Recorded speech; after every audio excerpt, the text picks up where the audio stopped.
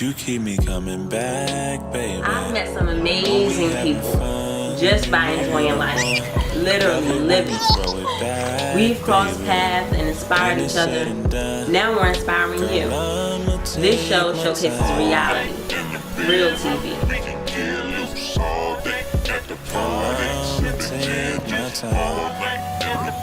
My family with yours. This is Highlighted Hangouts with Mercy. This is all breast milk. All breast milk. Okay, you about that life, huh? You were Earthside now for about 6, 7? 7, yeah. Yeah, 7 months. What do you think? Good. It's going good. And he's like, great. I get excited with my mom. He gonna hear me. He was at the birth. He was at the birth. Yeah. How'd he do? Really great. good. Yeah. He did great. Really good. He stayed up for the whole thing, and then No when to push. And I'm like, no, I don't. He's like, no, you do. You know, really, they when I had him, they were like really controlling and like trying to tell me what to do, and you know, and I'm just like, you know, never had a child before, but I'm just like, no, I think I got it. You know, I think I can do this. But they were like, no, you can't. You sure you want to? You know, but she was awesome. Yeah, Ebony's definitely more about the patience and her comfort. You guys had your anniversary a couple weeks ago. Was it like 1 year, 2 years? Oh. 1 year. We actually have been married longer than our courtship before we got engaged. We were not the traditional story. So how did you guys' story start? Go ahead, you can tell it. We met online and we had a series of awkward dates. We float pictures of other people up top. And I saw Steph and I was like, I like this guy's face. So I sent him a message and I was like, hey. And he said, hi, how are you? What did you like about my profile? And I was like, I didn't read it. I didn't read it. I liked your face. So that was our legit first conversation. I know he was like, this chick here. She kept it real. Yeah. Yeah, with the online dating thing, that is kind of crazy. It was kind of weird that I found Ebony on there because I would always be like, you know, there's no way anybody's on here looking for a serious relationship, and I'd mock it like that, you know, make jokes about it, and I'm the person that actually got married after an online dating. Right. But there wasn't anything really romantic, but there was like this we would get on the phone and be on the phone for like an hour. It would be so easy. And, you know, Steph had a lot of stuff going on, and of course I always have stuff going on with work. So months had passed, and Steph's mom's passed. And I remember the night that he called me and told me his mom died. I was like, Sorry about that. That was hard. I was like, oh, I'm not going to talk to this guy. We went on 2 like stiff dates to the movies. And I'm not going to talk to this guy anymore. But he just kept calling me, and we kept talking. And so then before we know it, we're out again, having another date. And I think that was the date I was like, what's your intentions? Oh yeah, well yeah, that was a wild one. Yeah. I wasn't expecting that. She sprung it up on me, so I'm thinking I'm just gonna be going out on a date. And then she hit me with the so like, you know, where is this going? What's your intention? And I was like, I'm not really trying to be in any relationship right now. It didn't work out that way. No. Nah, So we ended up, I think after the first time, like we really allowed intimacy into our relationship. And I'm not just talking about like sex, but like just like affection and like kissing and everything. I knew within 2 weeks. Cause I was like, oh, the circle is closed. I was like, we got the friendship piece down. Like, I never forget the first time we went to the grocery store, he was like, give me half the list. And I was like, word?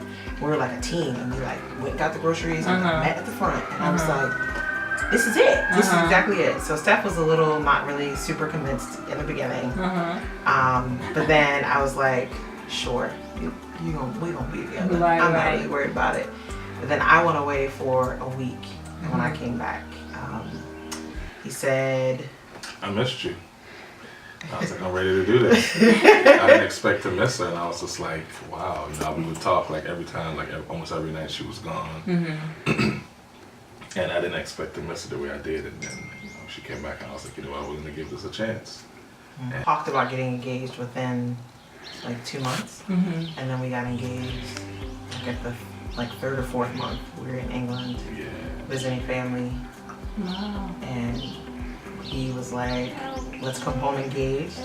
Everybody kind of thought we were crazy. And then December hit, and we were like, holy shit, we gotta plan a wedding. And we're supposed to go to JP, and then we went to go get our marriage license, and we hated the energy. Because like it's right by the like family courts, and people were like yelling and screaming. We were like, we're not gonna do this. So we had the like best wedding ever. We got gifts. The photography was a huge gift. My girlfriend's a photographer, and the pictures are really, really nice. Thank you. Really nice. We think we were so blessed with Kia. My bouquet was a gift. My hair was a gift. Christine, who married us. Oh yeah, my HLP, my heterosexual life partner, Christine. That's my I think I'm too old to say bestie. She officiated for us, and Maryland Parks and Recs has museum houses, and it was like $400 for 7 hours, and they had a bride's room and a groom's room, and we just came downstairs and got married. Wow, that's lovely. It was great. Wow. It's interesting the feedback you get from people. Like people are like, oh, y'all like to be together so much, not for long. Y'all start arguing, having problems. And me and Steph are like, nah. We don't really have arguments or like anything like that. Like everything. And the thing is, what I really liked about Ebony is that the way she thought is the way I thought too. So it's like we're always on a line, the same page. We're on a mission. This is what we're trying to accomplish. You know, it's going to take steps where we're on the same page. So I figure like once you're on the same page with somebody, it's a way easier. Yeah, it's way easier. You know? It's way smooth. It's not a lot of back and forth pulling and tugging. It's like we got a mission, so we just stick to the mission. We compromise real flow like. You know, even if I may not agree or he may not agree, we usually come to the middle, and it's really not hard. How did you guys get to that point, or were you guys always there? Always there. I think the only thing I feel like we really had to work on is I'm real serious about like processing and communication. Hi boo. I think, oh, now you remember me, right? Totally remembering. I think that was the big thing for us to be like, I remember the first kind of like fight we got into.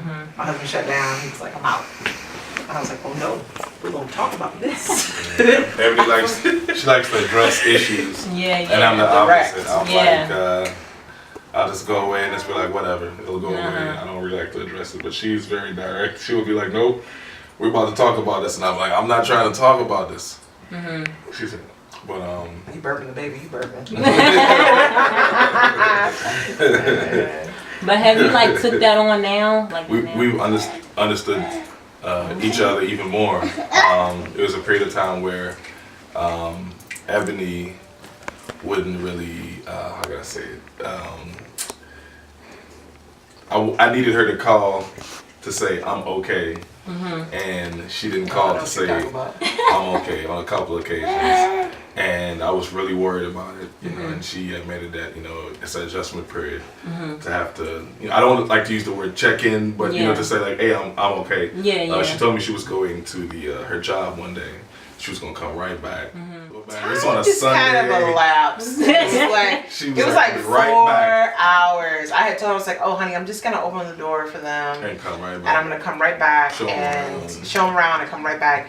And I got there and like I ended up needing to stay really. And so anyway, it became hours. And so the next thing I know, I was not looking at my phone because I feel like because I'm always on call, when I'm not on call, I feel like I don't have to pay attention to my phone. And so I didn't look at my phone. I had like all these missed calls. My mama called. My scariest friend, Alicia, called. And she was like, girl, black women are missing. You gotta let people know where you're at. I called her friend. I called her mom. I was like, y'all know where Ebony's at? Have y'all heard from Ebony? And just as I looked at my messages and looked up, Steph was pulling into the Birth Center parking lot. I drove up there. I was like, where have you been? I was really But you upset. you were like, we'll talk about it when you get Yeah. And I was like, oh, know what? Real talk, like after, first of all, I'm getting married older. You know, this is after years of being free and kind of doing whatever I want to do. And I said, usually I'm the checker, you know, not the checky. Like I'm not used to somebody checking for me. And so I think that was something that really the first year, like I had to, or just in our relationship, just, you know, Steph takes care of me. And as a very strong, you know, very self-sufficient woman who really isn't used to anybody taking care of me, that's what struck me so much about Steph, is that he just was like, nah, like I'm not intimidated by you, Linus. You know, I'm not scared of you, and you know, I'm gonna take care of you. Yeah. Was it a huge adjustment, kind of like stepping back and letting it like happen, you know? No, because I wanted it. I think that even though I wasn't partnered, when I always kind of had my vision of what it was to be partnered and have a husband, I would always say like, when he comes, it'll be like this, we'll do this. And so I was ready for it, and I was ready to be submissive. And you know what's funny is, you know, you have friends who are like, girl, what you mean by submissive? Yeah. I don't have no problem submitting to my husband. Not at all. Like, you need that level of dynamic in a relationship. Just like sometimes I need to be like, hey. Yeah. You know, you need that, you know, that balance. Yeah. That's what I tell people, like, Ebony's my best friend.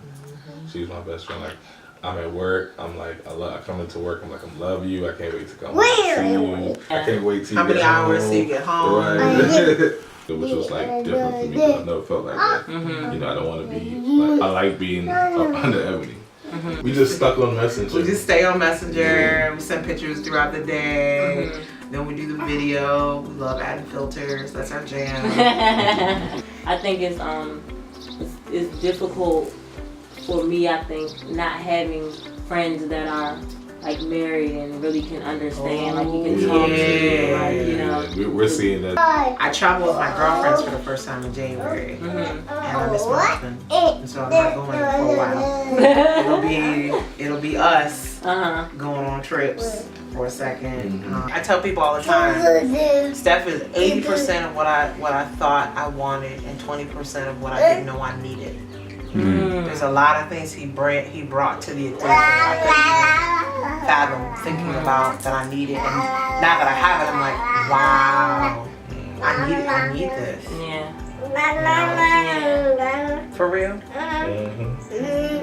So I remember on one of our dates we went to, I remember it too, what she told me. She tried to put her leg next to mine to touch me, and I moved away. I was like, I'm supposed to put my leg next to him real quick, let him know, and he was like, screw up. I said, dang. I kept it straight though. That's why I was like, he ain't attracted to me. But You know, he touched his leg. I didn't feel like I could come to her with that, you know, any old foolishness like that. Oh, so if you was gonna come, you was gonna come correct. Yeah, so I always kept it on a certain level. So you feel like it's a bit easier having your daughter now, somebody kind of like play with her a little bit. I remember for me, like just having stuff on now, so it was a little bit difficult, you know, and his sister was born and somebody else to play with, so it was a lot easier. Well, she's doing a lot of things that he doesn't like his cars, and she wants to eat it, bite it, and he how does he do? He screams, you know, does the hard. Oh, okay, so that's fair.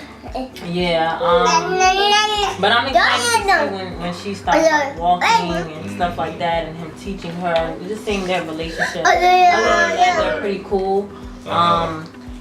She likes to pull on his hair. He doesn't like that. I'm sure. He likes to take her pacifier. She doesn't like that. Right. So I'm trying to tell you. I told you. Don't do it. But initially, we're like, we're gonna have one baby, and now that's why I'm laughing at him asking that question. Because now he's like, oh no, we should do two. I think we should do two. You guys might have twins. Don't say that. It's really upset. Oh, I'm sorry. We just talked about that today, this morning with my mother-in-law. we're just talking about it and making jokes about it. Everybody keeps talking about twins. Everybody keeps saying that. So every time somebody says it, I'm like, no. Much less if it was girls. My husband's pretty convinced that he only makes boys. That's all I do. He said he's batting 1,000. I have one boy already. Oh, you're so, that convinced. hey, that's all I do is boy. I really legitly want healthy, but I would be fine with a girl. And I kind of feel like it would be balanced. Like, you already have a son. But my husband is really interested in only boys. No, we need to pass the name down. Pass it down. Is that what it's about? It's about other things too. I know. Teenage years. Yeah. It's not about that, but like everybody said, I'm happy as long as the baby's healthy. Yeah, I was really nervous to have a girl. Why were you nervous? I think the dynamic of me and my mom's relationship isn't like really strong. And I have 2 other sisters and it's not strong. So I was just kind of like more fearful. Didn't want to make mistakes and stuff like that. Yeah, but I love it now. You know, she. Look at that bow. I'm sure I would love it also. Look at those leggings. I know. Like I can dress her. You know, she loves me so much. You love that, wouldn't you? You know, she loves me so much, and she's like really on me. And now it's not just about the food. You know, so that really warms my heart. Because at first, you know, it was just the food. Right. But now. She You comes for play. loving. You wanna play with everything. We do a lot of binge watching. We do. That's our jam. Yeah. We kind of like the same. Not always, but for the most part, she gets me to watch her shows, and I usually end up liking it. I sat down and I was like, what's going on here? And she talked about it, so I sat down for a little bit, started watching it, and I was like, yeah, we need to watch this. And she was like, Yeah. I told you. I was like, all right. That's brought us closer. It's this whole process, this baby making process. Yeah, it hasn't really come as easy as we thought it was going to come. No, not at all. Well, you know, I feel like I'm a midwife.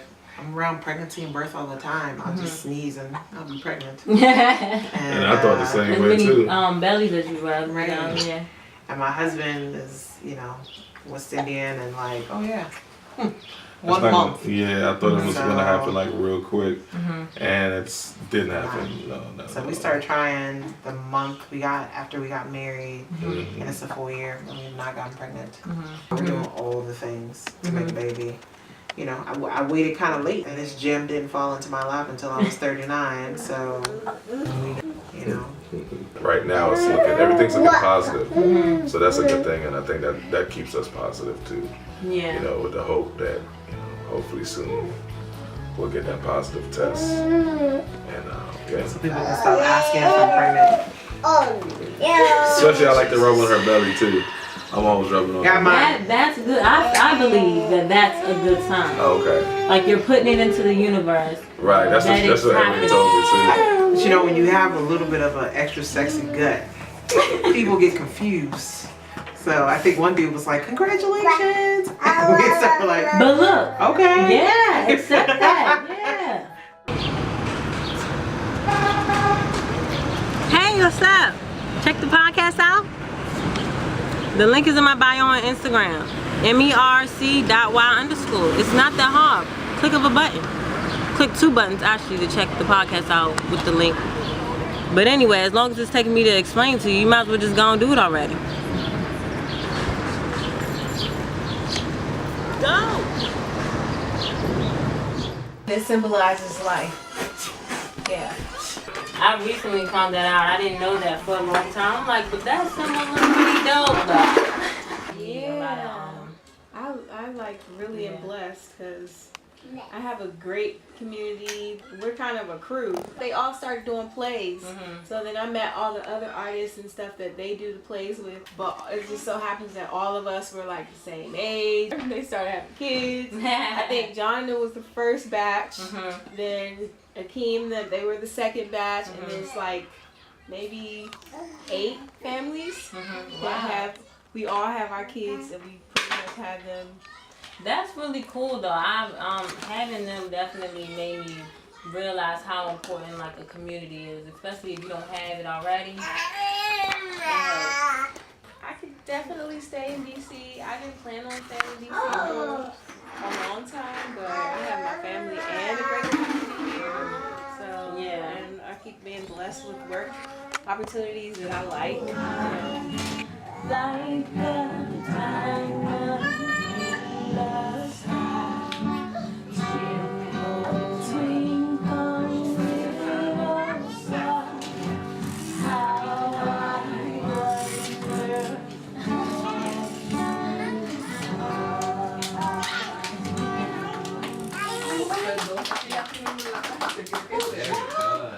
So, do you really just like being on stage in general, whether it's the plays or whether it's singing? I like it more when I'm singing.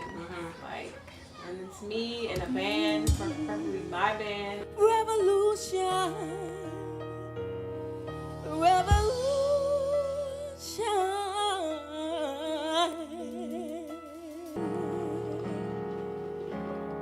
My drummer friend, he was friends with me before even they were friends with me. We used to like hang out. He showed me like the jazz clubs and stuff because I always liked jazz, but I see myself as a jazz singer. But then I was like, shoot, I could do. So yeah, I'm around all the folks that I've known that I've been rocking with since I've been back in DC. So, are you from here? You from here? Our family grew up on that side, northwest, like Leisure Park area. That's where we grew up. So all of us lived in one big blue house. We all called it the blue house. It's like a big mansion-sized house. They always rented out rooms and they fixed it up now, but it was a dirt hole back then.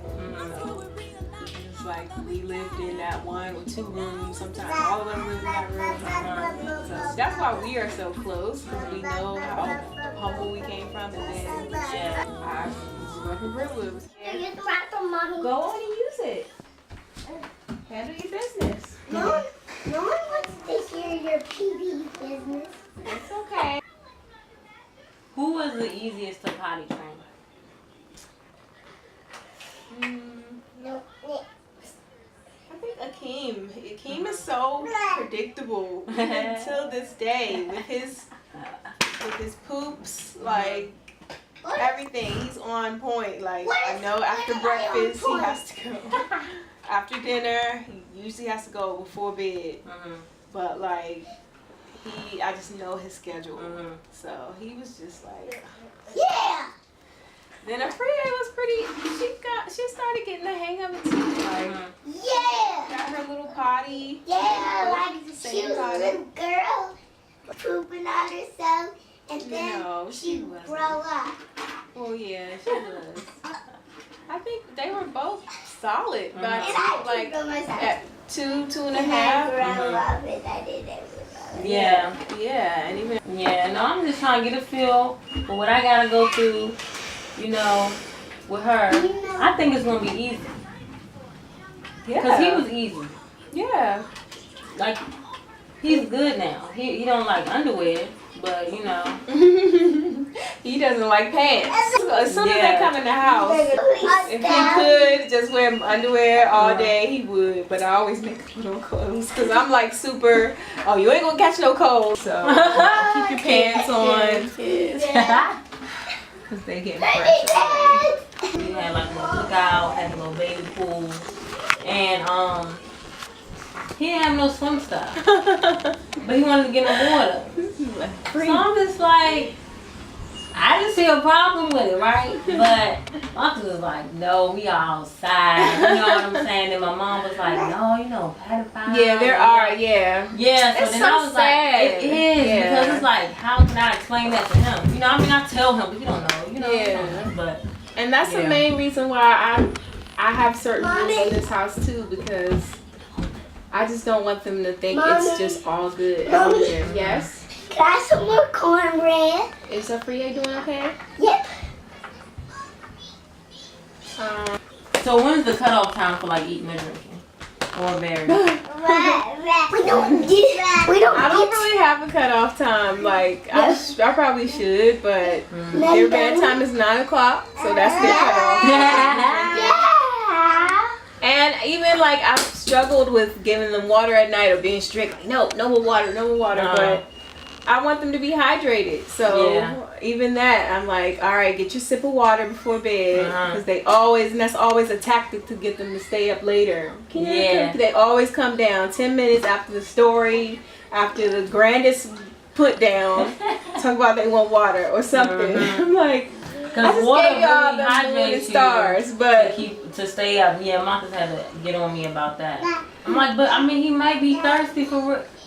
No, babe. You see that? No, he hyped. No, he his eyes after up. the water. Yeah. Are y'all like a late night couple, or do y'all go to bed early? Late night. Night owls. Yeah. Late.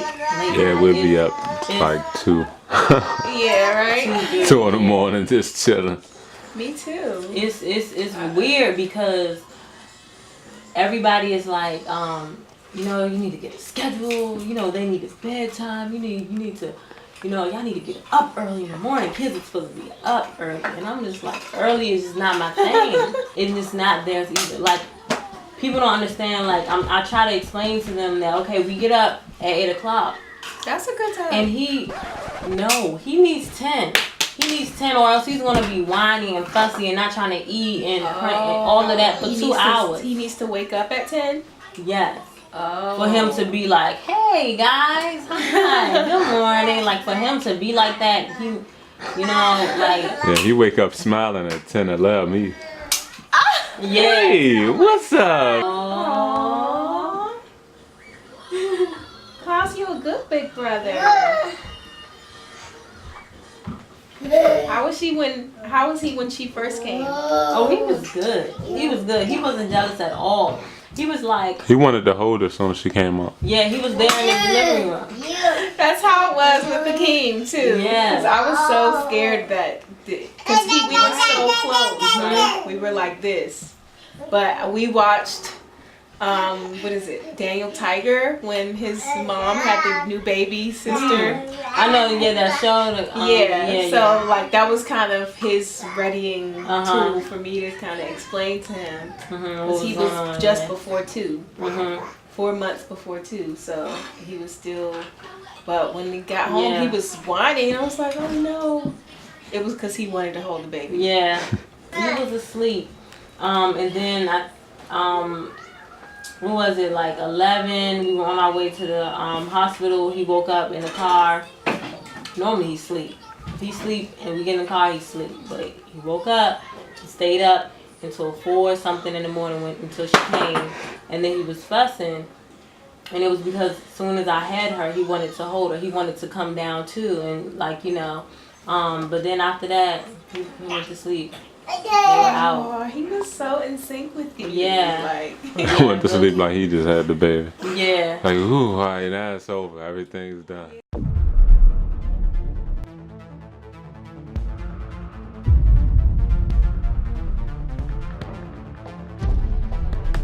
There are many moments in a day.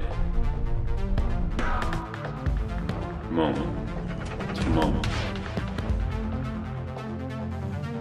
We all got dreams. It's time to get to work.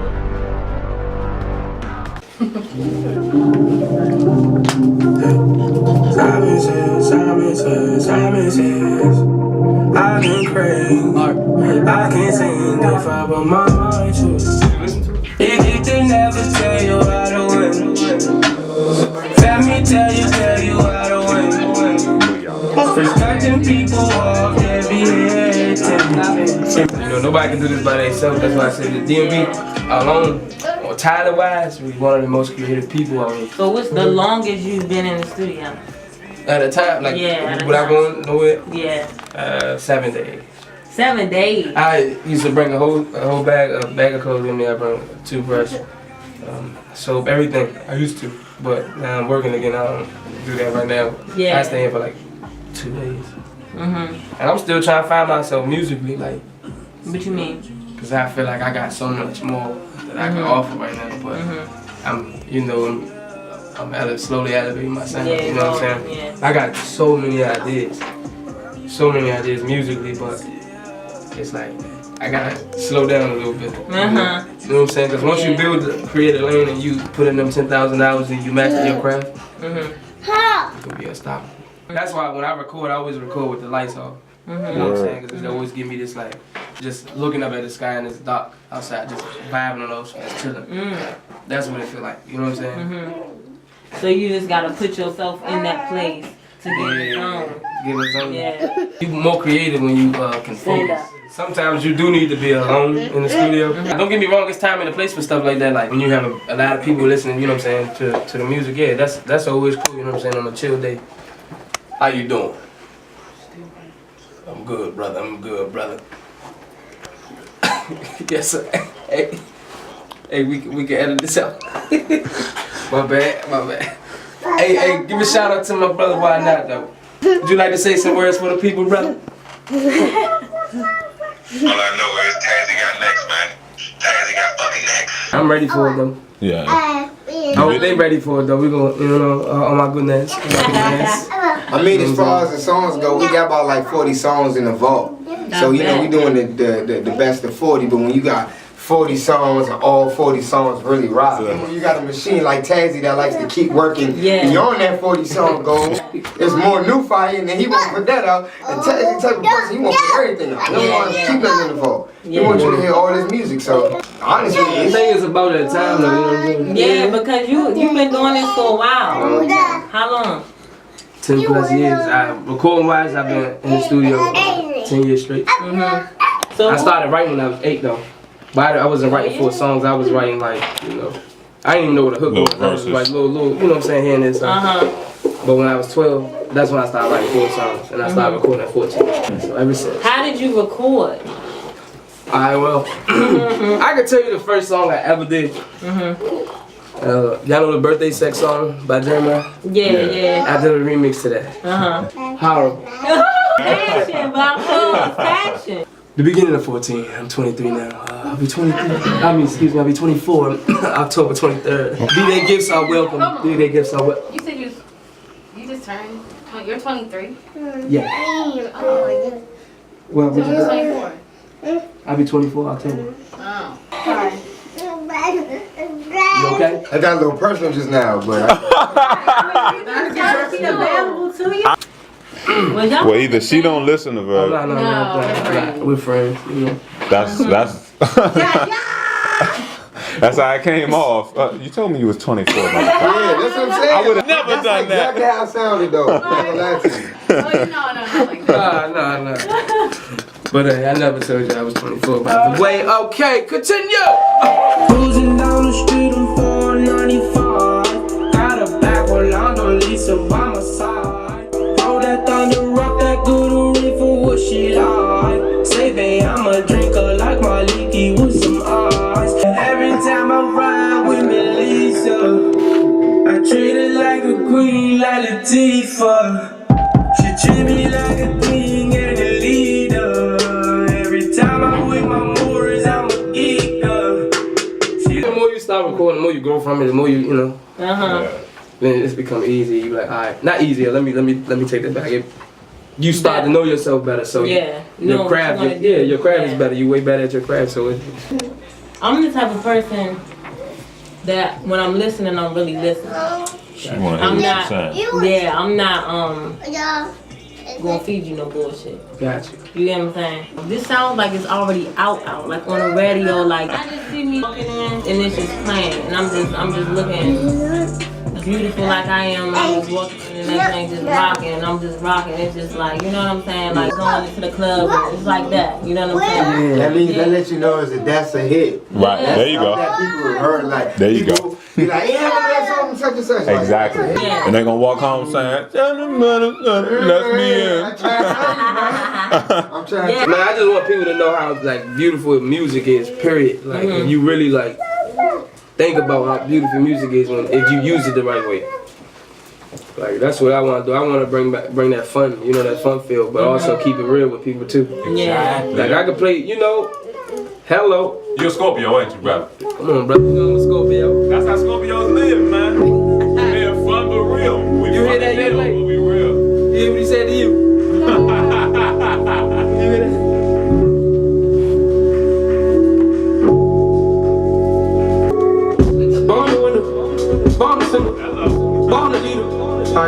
sinner. Shout out to beginners, I am no beginner.